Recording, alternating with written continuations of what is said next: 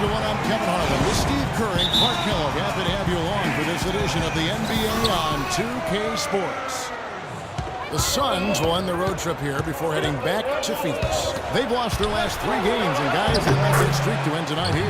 Well, right now for the Suns, they've started the season in a tailspin. This was not what was supposed to happen. It's almost like they were too relaxed coming into the season. I mean, you can't just expect to be good. You've got to earn it in this league. It's too competitive. All fueled up and ready to go. Let's check out who's on the floor, courtesy of Gatorade. And Phoenix, looking who they've got on the floor. The Morris brothers fill up the forward spots. Bledsoe is out there with Brandon Knight, and it's right in at the center. DeAndre Jordan has always had a knack for the incredible, and it usually manifests itself in his dunks or blocks. Well, last year he committed himself more on the defensive end, and it really made a difference for him. Wasted no time on that one.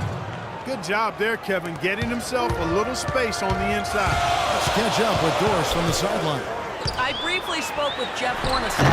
We talked about the difficulties of facing a player like Chris Paul, and he said that what makes Paul so incredible is his court vision. He explained that there haven't been many players like Paul who can pick a defense apart with both his passing ability and his patience in the offensive sets, saying really, he can just wait you out until he sees a weakness, and that's where he attacks. All right, Doris, thank you very much. Beautiful cut to the hoop. He's getting anything he wants here already. And Bledsoe, there we go. Second chance effort. And the basket is good. Got it to go through on the contact, so a free throw coming up. A great opportunity for a three-point play.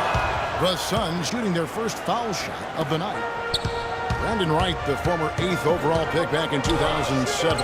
For his career, Steve, a field goal percentage of around 60%. Well, he's figured out his niche in the league. He wasn't sure what he was when he arrived, but he's a backup big. He's a diver. He's an offensive rebound guy. He's a lob catcher. So, not a one-on-one scorer, but somebody who can play off of others very effectively. Here's Paul. Brandon Knight picking up that last basket. Pass to Griffin. And he dumps it down. Reverse that one. Oh, now that was nice. Real nice. The agility on display. Yeah, you love that body control. Oh, that one had it all, guys. Power and grace. Just beautiful. Here's Bledsoe after the Clippers pick up 2. And finished off by Wright. He's not your typical NBA center in terms of height, guys, but he plays as big as any of them, thanks to his incredible bounceability. The shot by Pierce will not go. And Wright, because he's light-weighted, can struggle in matchups with stronger opponents, but he is a shot blocker. His length really helps him in pick-and-roll situations. Well, now they're just going to town on him. Yeah, you think these defenders would have done a little more to put a stop to that stuff, Kevin, but so far, no go. Well, phenomenal aerial assault there, fellas. And Bledsoe, here we go. Another shot, and it's Wright missing. Hey, the defense was right there, just waiting. Doing a nice job of anticipating that play. Steve, every team needs tough interior defense to be successful. Hall nails it from the high post. And for Wright, it seems like he'll always be slight of build, but he hasn't been one to chafe over his playing time. He just focuses on playing well in the minutes he earns. That's good. The assist that time from Knight. Wright's got 7. I like the way he's not forcing anything, taking advantage of what the defense is giving him. He's been a key contributor for them in this quarter. Ball against Bledsoe. Pass to Knight. He feeds it to Morris. No what? Excellent D there from Pierce. Clippers trail by 3. Paul with the ball. Eric Bledsoe covering. And it's Miller penetrating. And he gets it to go. 8 points for him. And first time out of the game called for Phoenix. Last time they came together was in Los Angeles, where they fell to the Clippers. Their defense got absolutely destroyed in that game, guys. They weren't closing out on the perimeter shooters. They were allowing people to get into the paint and score from point-blank range. Just an overall abysmal effort. Yeah, something was missing, no doubt about that. They let an opponent shoot a really high percentage, and that's got to be a concern going forward. He is just tearing it up this quarter. That lead's not going anywhere while he's this high. One story that didn't get a lot of press last season, 2 days after the Bledsoe trade had been given the go-ahead, the ownership tried to back out of it. trade was already public news. And Doc Rivers actually threatened to quit before their ownership backed in. And the Clippers making a change here. Crawford's checked in. Phoenix also making some changes. Len comes in for Brandon Wright. And it's Gerald Green in for Marcus Morris. Now here's Crawford. He had 19 points in the win against New Orleans. And for J.J. Redick, that shakeup must have been tough. His contract with the Clippers was contingent on the trade. As Kevin reportedly, Doc Rivers leaned on ownership pretty hard, saying, hey, I shook hands on this. Don't make me look bad here. Our reputation's at stake. It all worked out, but a reminder of Clippers' rather dysfunctional past. Catching up on the changes for the Clippers. Davis is checked in for DeAndre Jordan. Johnson comes in for Blake Griffin. Lance Stevenson subbed in for Miller. And then for Phoenix, Warren's checked in for Markieff Morris. And it's P.J. Tucker in for Knight. Marcus Thornton, he's checked in for Eric Bledsoe. Free throw good, Paul. An interesting statement came from the mouth of CP3 last year when he mentioned that he feels that Allen Iverson is the most influential player ever. Interesting. Most probably would have said Jordan. I like his composure there under pressure as he was being double-teamed. Terrific pass. Here's Tucker. And he floats in for the easy two. Credit the assist on that one. Boy, this game is off to a terrific start. No doubt. On both sides, high-octane offense. Talk about Allen Iverson's influence. You know, Chris Paul wears the number 3 jersey in honor of Iverson. Paul was about 10 years old when the answer started his NBA career, so a huge influence. A minute 42 left to play in the first quarter. Here's Tucker. Uses the glass to finish the layup. Tucker's got his second bucket of the game to go. Seems like they're on their heels every time defensively because the ball continues to go into the post. Well, if they don't pick up the aggression, things are only going to get worse. And you look at Chris Paul and Allen Iverson. What similarities do you see in their games? Well, really just size. That's the only thing. Allen Iverson is a speed merchant.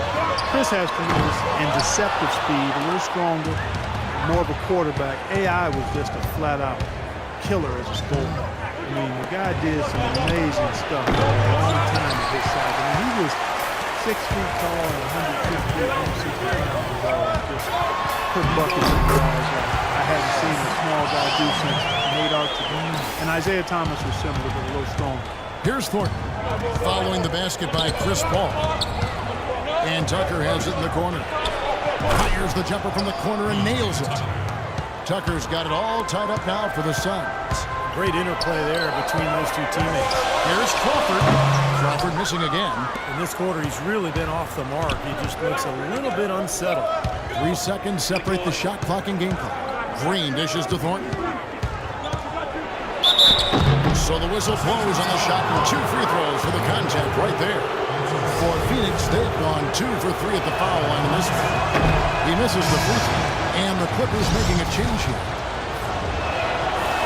And that trip coming up empty, missing both. You don't see him have too many of those trips to the line. Tell you what, they haven't wasted any time getting into the swing of things on the board. Yeah, and even though it's early, I mean, that's a great sign for them for the rest of the game. Boy, I tell you what, the D was way too soft right there, like Jello. You got to do better than that. He's not the kind of guy you want to get in the way of. No, exactly. He's a hard man to stop coming down the lane, but you've got to have good position before the play starts.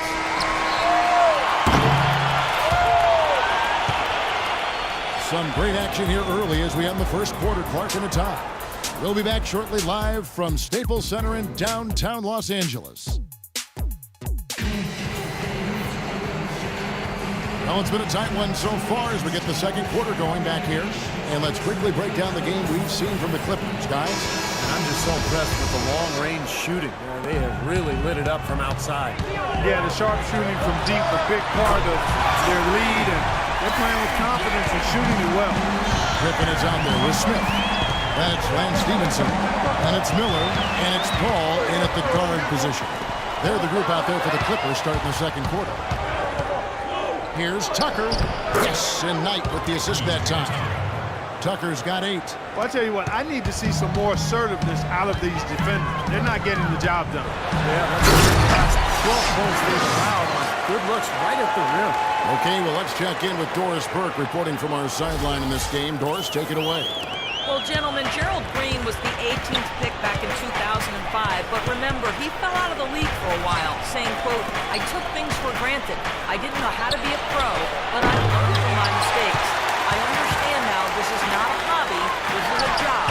Now I'm a better professional, a much better player, and I'm all about winning." Kevin? Nice comeback story, Doris. Nice story. Thank you. Jeff Hornacek, who was the 46th pick back in 1986 and the 16th head coach in Suns franchise history.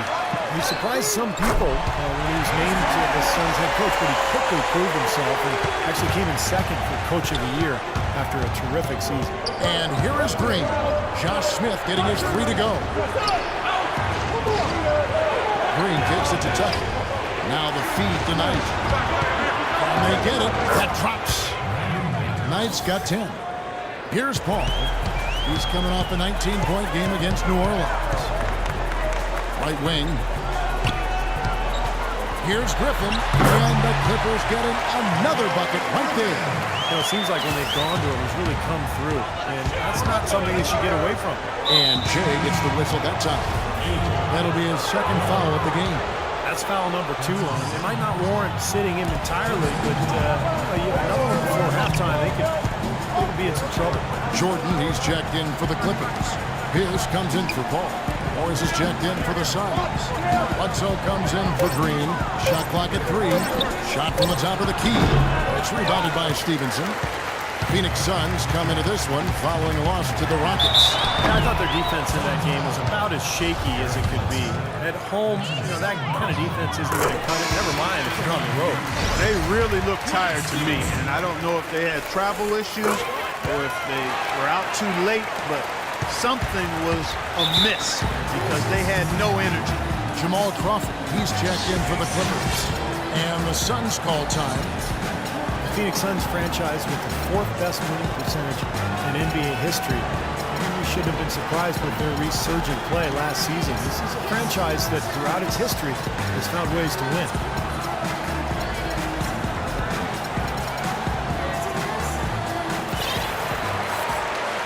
And with this quick break, we can show you the list of the most explosive shooting guards in the NBA so far.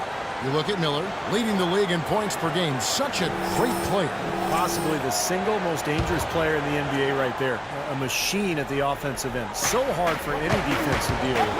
And Steve, what makes him special is his ability to score from anywhere and everywhere on the court, inside, outside. You have to keep tabs on him at all times, and even then, he can hurt you. Morris with the bucket. Well, when you look at the Suns 2 seasons ago, their worst winning percentage since the team's inaugural season in 1968. And at that time, their 3rd straight season missing the playoffs. That hadn't happened since the 80s. Boy, did they bounce back in a big way. They were tough last year, you're right. That one's good, and the Clipper lead is cut down now to just 9 in the basket from Bledsoe. Los Angeles has gotten it going from downtown in the second quarter. They're 3 of 3 on 3-pointers. Shoots it. Morris with the rebound. For Phoenix, they've gone 4 of 6 from the field here in the second. In the corner, it's Morris. He dishes it to Wright. Wants to get it to Morris and does. And Bledsoe, here we go. He is hauled in by Los Angeles. They defeated the Pelicans in their last game. Yeah, that was a strange game. Very shaky defensive performance by their opponent, but hey, they took advantage of it. Yeah, I'd go along with that. I mean, the game wasn't handed to them, but they definitely didn't have to work as hard as they should have. Now here's Bledsoe. 26 points for him last game against Houston. Hey, he did some nice work on the boards too, Kevin. That was definitely a factor in that game as well. And out of bounds as the Clippers gain possession. And we get a chance to see the numbers for Eric Bledsoe. He's putting up about 16 points a game, 6 assists and 5 rebounds. And with his ability to put the ball in the bucket, you have to game plan for him defensively. And if you don't, Steve, he can put up a lot of points on you in a short amount of time. And the Suns making a change here. Is checked in. Miller, the pass to Crawford. Second chance shot. Jordan goes up and lays it nice and easy. Jordan's got the lead up to 11 now for the Clippers. That's some tenacity inside, battling for the second chance points. DeAndre Jordan alongside